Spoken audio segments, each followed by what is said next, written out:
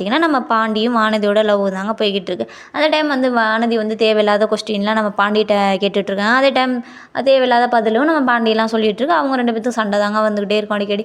2 பேரும் பேசிகிட்டு இருக்காங்க. அதுக்கப்புறம் பார்த்திங்கன்னா நம்ம நிலா வீட்டுக்கு வந்துடுறாங்க.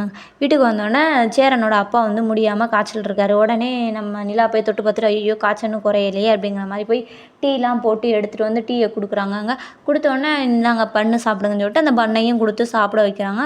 அந்த டைம் பார்த்திங்கன்னா காய்ச்சல் குறையலையே அப்படின்னு சொல்லிட்டு நம்ம சோழனுக்கு கால் பண்ணுறாங்க. நம்ம சோழன் ஃபோன் சுவிட்ச் ஆகுங்க. அதே டைம் பார்த்திங்கன்னா பல்லவன் ஏன் நீ ஃபோன் பண்ணுறீங்க அப்படின்னா இல்லைடா தெர்மாமீட்டர் வாங்கிட்டு சொல்லி காய்ச்சல் எவ்வளோ இருக்குன்னு பார்க்கணும், இல்லை காய்ச்சல் அதிகமாக இருக்குடா அப்படிங்கிற மாதிரி வந்து சொல்லிட்டு இருக்காங்க. அதே டைம் பார்த்திங்கன்னா ஏன்டா உங்கள் அண்ணன் ஃபோன் சுவிட்ச் ஆஃபில் இருக்குது அப்படிங்கிற மாதிரி கேட்டுட்ருக்காங்க. நம்ம டைம் பார்த்திங்கன்னா சோழனும் வீட்டுக்கு வந்துடுறாருங்க.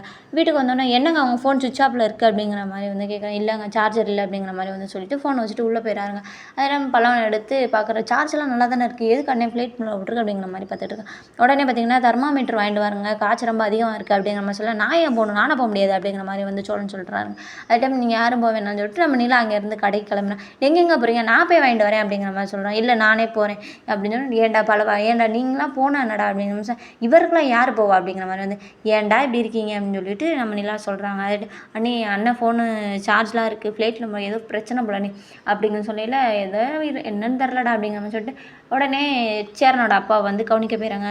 ஐயோ காய்ச்சல் குறைக்கலையே அங்கிள் மாத்திரை போட்டிங்களா, இருந்தாங்க மாத்திரை போடுங்க அப்படிங்கிற மாதிரிலாம் சொல்லி மாத்திரை எடுத்து கொடுத்தோன்னே பார்த்திங்கன்னா அவர் வந்து நம்ம நிலாவே பார்த்துக்கிட்டு இருக்காரு. நம்ம மேலே இவ்வளோ அக்கறைப்படுற ஒரு பொண்ணு இருக்காங்க அப்படிங்கிற மாதிரி வந்து அன்பாகவும் பாசமாகவும் நிலாவை பார்த்த மணிக்கு இன்றைக்கி சீரியல் முடிஞ்சிச்சு. நாளைக்கு என்ன நடக்குதோ நாளைக்கு பார்க்கலாம்.